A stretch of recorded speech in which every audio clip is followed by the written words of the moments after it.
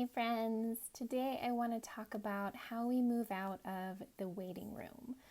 One of the only first book I guess I read after my loss was Christina Rasmussen's Second Firsts.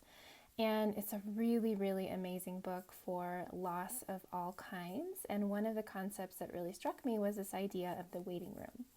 We end up in the waiting room when we are no longer able to be the person that we were before and step back into our life the way it was before, but we're not clear on what comes next, or we're just not ready. We're just not able to step into it because we're afraid of what it is and who we are leaving behind. And so when we're in the waiting room, essentially we are in limbo.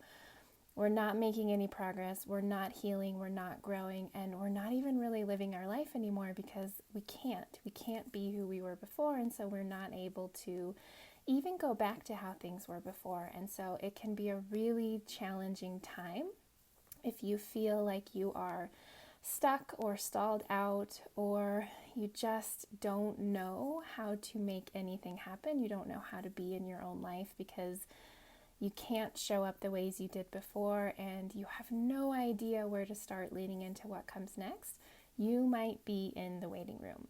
And so the first thing that we want to do is to start detaching from how things were before. And this is not easy. It's actually really challenging and really heartbreaking because, again, you don't know which way to go if you're not doing the things that you used to do and showing up in relationships the way that you used to, or living your life and doing your work how you did before. So you have to start noticing where you're bumping up against walls where there used to be doors. And that was my experience, the way that I described really learning how to step into a new way of being in the aftermath of my loss. I would remember the ways that I did things or who I was or how I showed up, but I couldn't seem to do it. It felt like I was just banging my head against a wall, trying to go back to how things were before. And so what I had to do is notice when I was having that experience. So notice where you're feeling stalled out and stuck, where you feel like you don't know how to be, or you're in limbo, or you're bumping up against a wall where there used to be a door.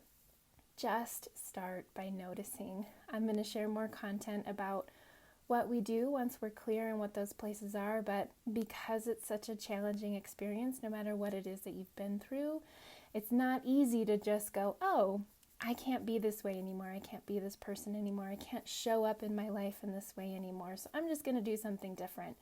The first step is awareness. Where do you feel like you're in limbo? Where do you feel like you can't move and you're frozen because you can't go back to how it was before, but you also don't know where to move forward? And where do you feel like you're bumping up against walls where there used to be doors? And I will be back to talk more about this in another video this week. But just notice where that is. Leave me a comment below. See where you're feeling like you're caught in the waiting room in different areas of your life, work, and relationships. All right, that's what I have for you today. If you have questions about this experience or how you can identify it, let me know, and I will be back.